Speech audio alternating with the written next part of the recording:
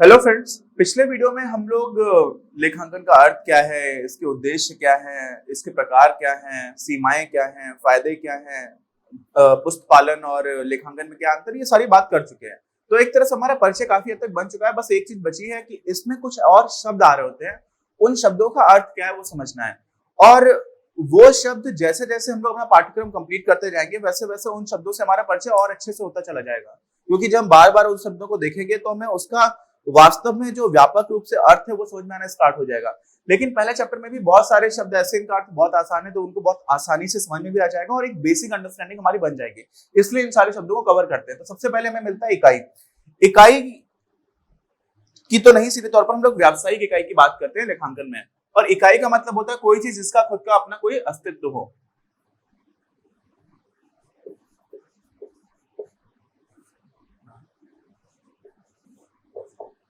तो कोई भी चीज जिसका अपना कोई भी व्यावसायिक अस्तित्व है। अब यहाँ पर जो व्यावसायिक है वो भी हम लोग व्यापक अर्थ में देखेंगे। व्यावसायिक अर्थ में हम लोग ऐसे ऑर्गेनाइजेशंस को भी देखेंगे जिनका उद्देश्य लाभ कमाना नहीं है। आगे जब हम लोग कक्षा 12 में जाएंगे तो देखेंगे अलाभकारी संगठनों की बात होती है। और व्यवसाय में भी कई तरह के अलग अलग तरह के ऑर्गेनाइजेशन आते हैं। जो लोग बिजनेस स्टडीज पढ़ रहे हैं आप लोगों में से, उनको पता होगा कि एक कोई अकेला दुकानदार है, इसको बोलते हैं सोल प्रोप्राइटरशिप, है ना। दूसरा है अपना कंपनीज की बात होती है, प्राइवेट लिमिटेड कंपनी है, पार्टनरशिप होती है, पब्लिक लिमिटेड कंपनीज है। तो ये सारे क्या है, उस तरह की इकाइयां हैं। तो उसको हम लोग इकाई से बोलते हैं। समझ गए? उदाहरण से समझ आ रहा है कि कौन कौन सी चीजों को हम लोग यहाँ पर इकाई बोला जा सकता है। अच्छा, और इकाई में सिर्फ यही नहीं है, व्यवसाय में हम लोग कोई भी ऐसी चीज जिसकी अकाउंटिंग की जा सकती है। तो कई बार कोई गवर्नमेंट ऑर्गेनाइजेशन उसकी भी अकाउंटिंग चलती है ना। हमारे यहाँ पर कैग है, controller and auditor general of India, वो बाद में जितने भी ऑडिटेड अकाउंटिंग के जितने भी गवर्नमेंट के खुद के अपने उद्यम हैं, सारी राज्य सरकारें हैं, केंद्र सरकार है, उसके जितने भी अकाउंट्स हैं उनकी वो ऑडिटिंग की जाती है। तो यानी कि सारे इस तरह के डिपार्टमेंट्स की भी क्या हो रही होती है, ऑडिटिंग हो रही होती है। गवर्नमेंट के डिपार्टमेंट्स हैं उनकी भी ऑडिटिंग चलती है, अकाउंटिंग होती है उसमें पहले, फिर उसकी ऑडिटिंग भी होती है। तो वो सारी चीजें हैं, उनको हम लोग इकाई के रूप में मान सकते हैं। अच्छा, तो इकाई का मतलब कोई भी चीज जिसकी हम लोग लेखांकन करेंगे, सिंपल समझ लीजिए आराम से। दूसरा क्या है, लेन देन। लेन देन भी बहुत आसान है, बचपन से हम लोग लेन देन करते चले आ रहे हैं। लेन देन में दो चीजें हैं जो थोड़ा सा ध्यान रखिएगा। पहली चीज है दो या दो से ज्यादा लोगों के बीच में हो रहा हो। क्या हो, दो या दो से ज्यादा लोग हो। ज्यादा लोग भी हो सकते हैं, अकेले में नहीं कि मैंने खुद को कुछ लिया और खुद से कुछ दे दिया, तो वो लेन देन नहीं हुआ। लेन देन में दो या दो से ज्यादा लोग होंगे, पहली चीज। और दूसरी चीज है, लेखांकन में हम लेन देन उसको मानते हैं जिसको हम लोग मॉनेटरी टर्म्स में डिफाइन कर पाए। मॉनेटरी टर्म्स में मतलब मौद्रिक मान हो उसको, है ना, जिसमें कुछ पैसों के रूप में कन्वर्ट कर पाए, तब हम उसको मुख्य रूप से लेखांकन में क्या बोलते हैं, लेन देन।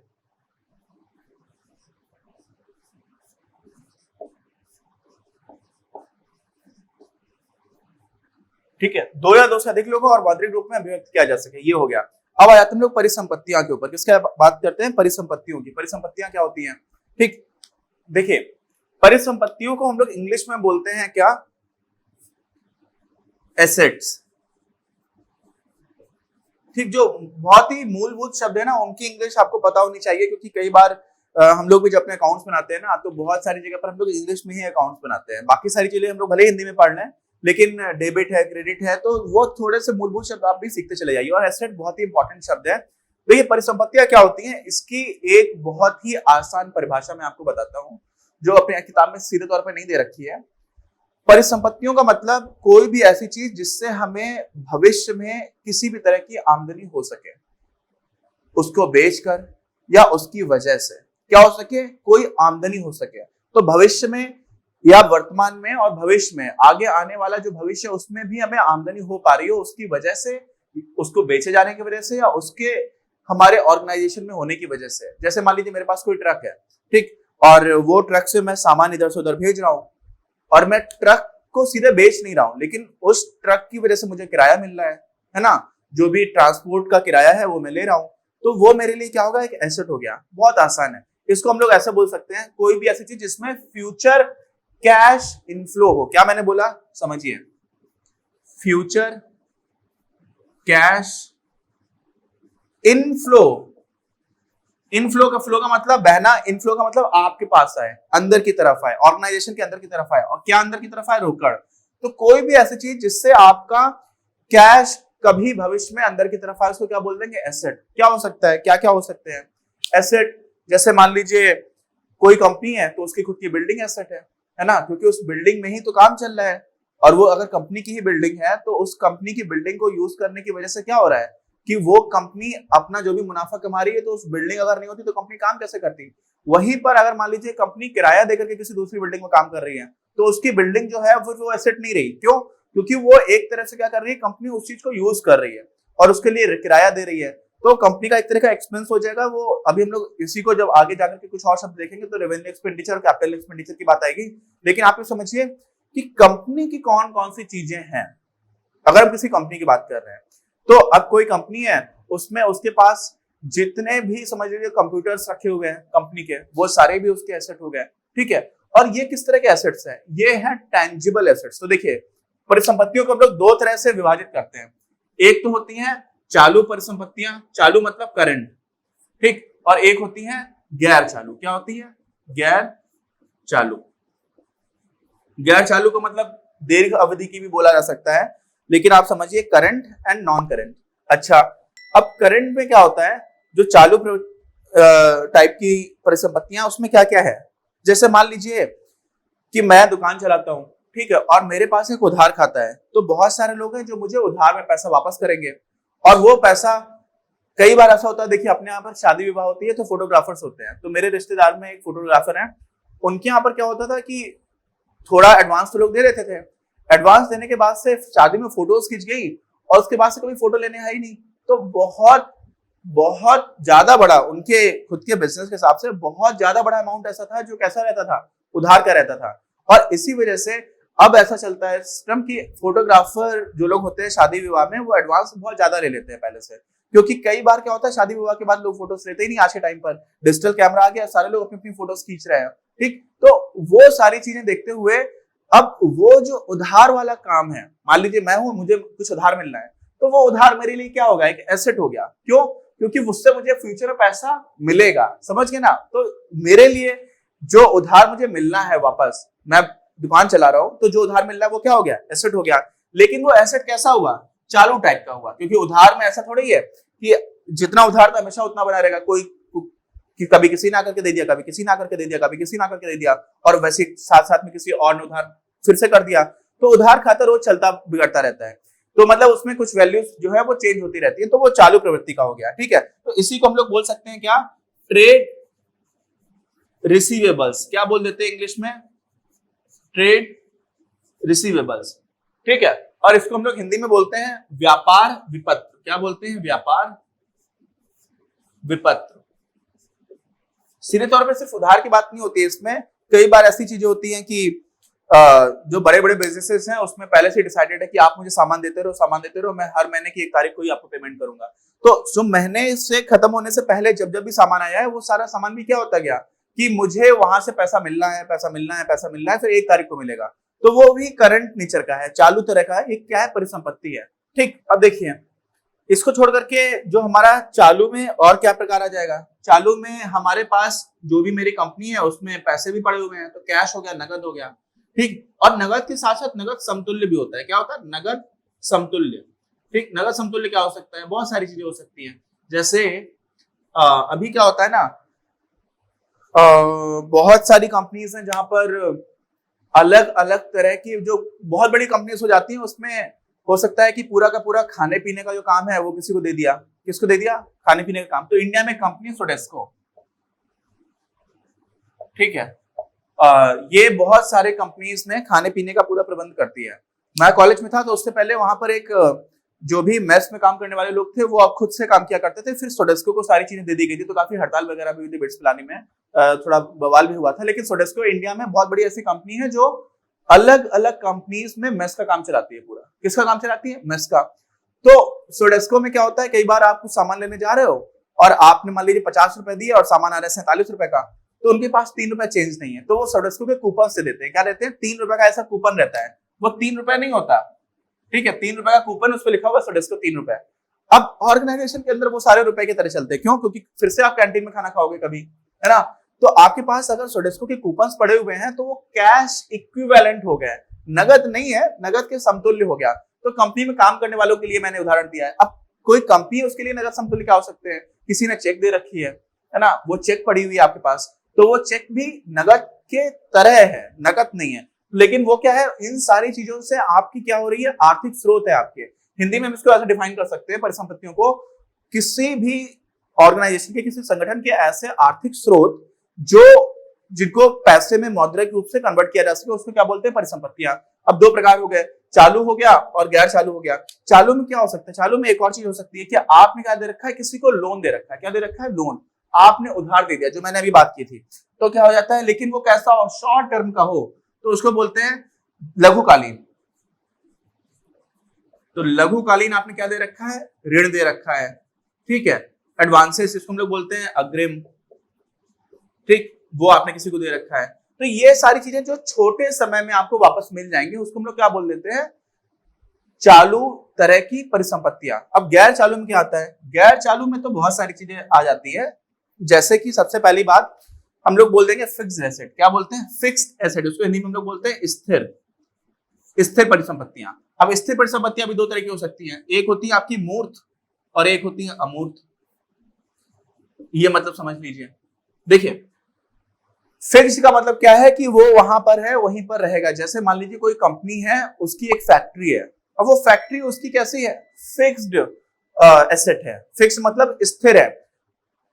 और बहुत सारे अलग अलग तरह के बिजनेसेस होते हैं, कहीं पर फिक्स्ड एसेट बहुत बड़ा बनाना पड़ता है। जैसे मान लीजिए ऑयल रिफाइनरी बनानी है आपको, तो वहां पर फिक्स्ड एसेट बहुत बड़ा होगा, क्योंकि बहुत बड़ी रिफाइनरी बनती है। उसको छोड़कर के कोई दूसरा काम है, कॉल सेंटर है, वहां पर उतना बड़ा कुछ फिक्स्ड एसेट लगाना नहीं है आपको, कुछ कंप्यूटर सेट देने हैं। और कुछ ऐसे हो सकते हैं कि मान लीजिए आर्ट वर्कशॉप है, वहां पे तो कुछ भी नहीं चाहिए आपको, बस कलर्स ले लिया आपने और वही आपका फिक्स्ड एसेट हो गया। तो अलग अलग तरह के बिजनेसेस के हिसाब से जो स्थिर परिसंपत्तियां हैं, उनका अनुपात बदलता रहता है, क्योंकि कुछ जगह पर बहुत ज्यादा चाहिए होता है, कुछ जगह पर कम चाहिए होता है। और स्थिर अनुपात, स्थिर परिसंपत्तियों में भी मूर्त और अमूर्त का क्या मतलब, मूर्त का मतलब होता है कोई भी ऐसी चीज जिसको हम छू सके, ठीक है, सीधे सीधे तौर पर जिसको छुआ जा सके, किसी भी तरह से महसूस किया जा सके, जो भी हमारे सेंसेस हैं उससे, तो उसको हम लोग क्या बोल देते हैं, मूर्त। इसको इंग्लिश में बोलते हैं टेंजिबल। तो टेंजिबल एसेट्स हो जाते हैं। और इनटेंजिबल एसेट्स क्या होते हैं, अमूर्त परिसंपत्तियां क्या होती है, समझिए। जैसे आपको सीधा उदाहरण देता हूं, जैसे मान लीजिए आप लोग ये वीडियो यूट्यूब पर देख रहे हैं, किस पर देख रहे हैं, यूट्यूब पर। तो जैसे जैसे कोई चैनल ऐसा है जो, अभी हमारे यहाँ पर देश में क्या कोरोना की समस्या चल रही है, पूरी दुनिया में ही चल रही है, तो कोरोना वायरस पर अलग अलग लोग वीडियोस बनाएंगे, बहुत सारे लोगों ने वीडियोस बनाए। अब कोई एक ऐसा चैनल है जिसके पास क्या है, 10 लाख सब्सक्राइबर्स है, कितने, 10 लाख सब्सक्राइबर्स है। कोई एक चैनल इसके पास है 100 सब्सक्राइबर्स, और दोनों ने एक ही जैसा वीडियो बनाया। क्या क्या, एक ही जैसा वीडियो बनाया, इसने भी अच्छा वीडियो बनाया और इसने भी काफी अच्छा वीडियो बनाया। लेकिन जिसके 100 सब्सक्राइबर्स है, उसका वीडियो सर्कुलेट ही नहीं होगा, बहुत कम लोग देख पाएंगे, है ना। और जिसके पास 10 लाख सब्सक्राइबर्स है, उसका वीडियो बहुत सारे लोगों के पास जाएगा। तो वो जो 10 लाख सब्सक्राइबर बन गए ना एक बार, वो उस इंसान के लिए एक तरह से क्या हो गया है, एक परिसंपत्ति हो गई है। क्यों? क्योंकि उस वजह से ही उसके वीडियो ज्यादातर लोगों तक जा रहे हैं। ऐसे ही आप ये समझिए कि कोई कंपनी है जिसका ब्रांड चल गया। क्या चल गया? ब्रांड। अभी हम लोग के घर में पानी की मोटर खराब हुई, किसी का पानी की मोटर खराब हुई, तो पानी की मोटर में बहुत सारे ब्रांड्स हैं। मुझे अभी पता चला कि गुजरात में एक जगह पड़ती है राजकोट, वहां पर बिजली का बहुत काम होता है और पानी की मोटर वगैरह बहुत सारी बनती हैं। बहुत सारी लोकल कंपनीज है, बहुत सारी है। और कुछ ऐसी कंपनीज हैं जैसे कि किर्लोस्कर है, तो उसका नाम लोग जानते हैं। अब ये सोचिए कि जैसे किर्लोस्कर की मोटर है, वैसी ही मोटर किसी और ने बनाई हो, वैसा ही है, हो सकता है उससे अच्छी बनाई हो, लेकिन किर्लोस्कर का नाम क्योंकि मोटर, पानी की मोटर में बड़ा हो गया है, तो वो उनके लिए एक तरह की परिसंपत्ति हो गई। क्यों? क्योंकि उनके ब्रांड की वजह से ही उनको क्या मिलेगा, समझिए, उनके पास ज्यादा कस्टमर्स बन करके आएंगे। तो ऐसे ही जैसे मैंने बताया कि कोई यूट्यूब चैनल का नाम बड़ा हो गया, किसी कंपनी का ब्रांड बड़ा हो गया, तो वो ब्रांड आप छू नहीं पाओगे, आप समझ रहे हो ना, कभी नहीं छू पाओगे। लेकिन उसकी प्रतिष्ठा हो गई है। क्या हो गई है? प्रतिष्ठा। तो प्रतिष्ठा बनाने में बहुत समय लगता है। ऐसे ही जिसकी प्रतिष्ठा बन गई है, वो क्या हो गई, वो उस कंपनी के लिए अमूर्त परिसंपत्ति है। आई बात समझ में? क्या है, कैसी है? अमूर्त है। अच्छा, अब गैर चालू में और क्या हो सकता है, आपने किसी को बहुत लंबे समय के लिए लोन दे दिया। बहुत कंपनी, जैसे आप, एक कंपनी है एप्पल, ठीक है, स्टीव जॉब्स इसके फाउंडर समझ लीजिए, को फाउंडर तो थे ही। तो एप्पल एक कंपनी है और इस कंपनी के पास बहुत सारा कैश है, बहुत, ये अपना प्रोडक्ट्स बेचते हैं, मोबाइल फोन्स बेचते हैं, कंप्यूटर्स बेचते हैं, उसके बाद से आईपैड बेचते हैं। तो इनके पास दुनिया में सबसे बड़ी जो कैश जिनके पास है, उस तरह की कंपनी में से आती है।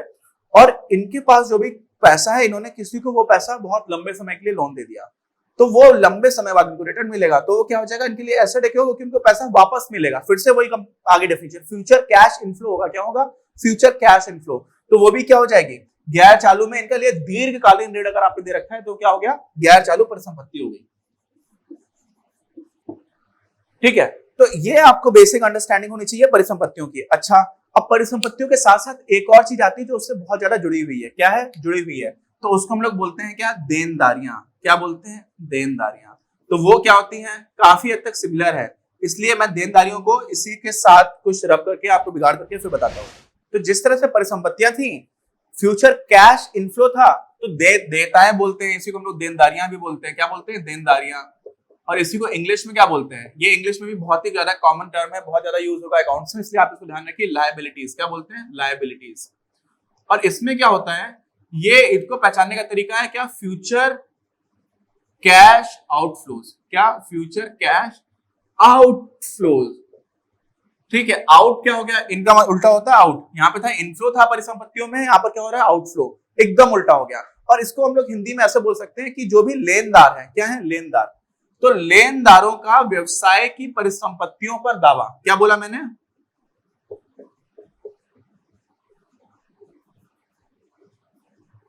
मतलब जिन लोगों ने हमारे व्यवसाय को चलाने में पैसे दे रखे हैं, कौन कौन लोग हो सकते हैं, एक तो जिन्होंने हमें सीधा सीधा लोन दे रखा है। ठीक, कई लोग ऐसे हैं कि मैं बिजनेस चला रहा हूं, तो मैं ऊपर से कुछ सामान खरीदता हूं और फिर नीचे कुछ सामान बेचता हूं, तो जिनसे मैं सामान खरीद रहा हूं उनको मैं पैसे तुरंत के तुरंत वापस नहीं कर रहा हूं, उनको भी मैं बोल रहा हूं कि आपको हर महीने की पहली तारीख को दूंगा। तो एक तो है ग्राहक मुझे बोल रहा था कि मैं आपको पहली तारीख को दूंगा, तो वो मेरे लिए हो गया था क्या, ट्रेड रिसीवेबल, वो था व्यापार विपत्र, तो उससे मुझे पैसा मिलेगा, तो वो मेरे लिए परिसंपत्ति हो गया। लेकिन जिसको मैं पैसे दूंगा, समझ रहे ना, जिससे मैं सामान ले रहा हूं, जिसको मैं पैसे दूंगा, वो क्या हो गया, वो मेरे लिए हो गया देय विपत्र। क्या हो गया, देय विपत्र। तो इसको हम लोग हिंदी में क्या बोलते हैं, सॉरी हिंदी में तो बोलते हैं देय विपत्र, और इसको इंग्लिश में क्या बोलते हैं, इसी को आप लिख सकते हो ट्रेड पेबल्स। क्या बोल सकते हो, पेबल्स। यहां पर है रिसीवेबल्स, यहां पर हो जाता है पेबल। पेबल मतलब जो दिया जाएगा। ठीक है, तो ये पेबल्स हो गए आपके।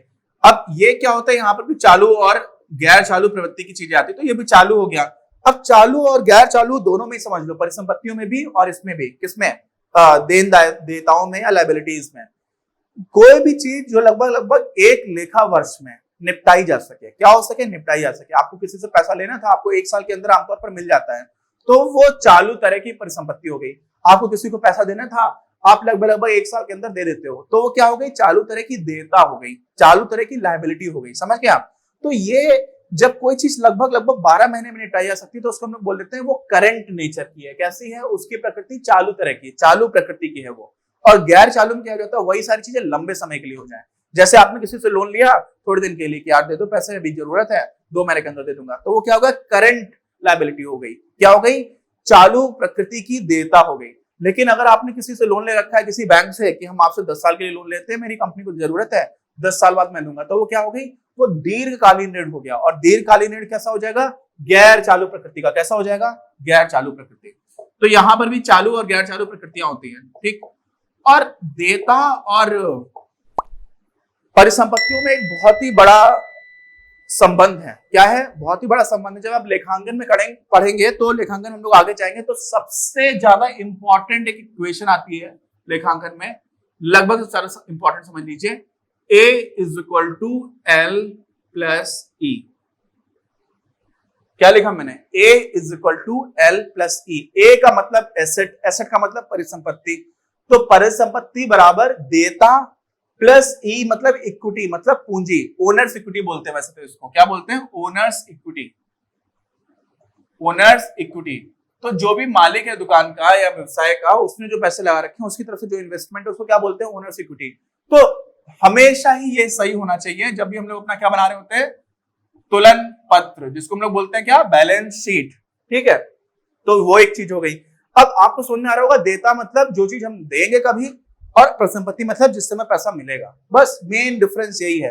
बाकी इसमें जो छोटी छोटी चीजें हम लोग आगे पढ़ेंगे, अब उसमें चालू और गैर चालू प्रवृत्ति की चीजें भी होती है, वो सारी चीजें हैं जो हम लोग आगे पढ़ते आएंगे, तो हमें धीरे धीरे समझ में आती चली आएंगी।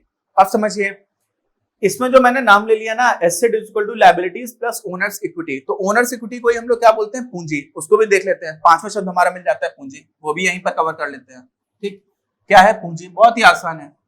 पूंजी सीधा सीधा समझ लीजिए कि व्यवसाय में व्यवसाय के स्वामी द्वारा किया गया निवेश, बस, आराम से, बिल्कुल सिंपल।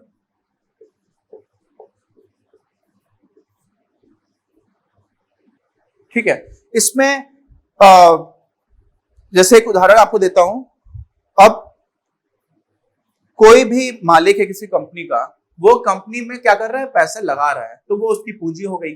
और इस इक्वेशन को आप देखिए, इस इक्वेशन में क्या है, एसेट। अगर मैंने पैसे लगाया व्यवसाय में, तो अब वो पैसा जो लगा दिया है वो व्यवसाय का हो गया, तो व्यवसाय के लिए क्या बढ़ गया, एसेट बढ़ जाएगा। एसेट बढ़ेगा कि नहीं बढ़ेगा? और ओनर्स इक्विटी भी जो है आपने लगा दिया, क्योंकि आपका वो पूंजी था, तो दोनों तरफ चीजें जो है एक साथ बढ़ रही होती है। क्या होती है, दोनों तरफ एसेट भी बढ़ जाएगा आपका, ओनर्स इक्विटी भी बढ़ जाएगी।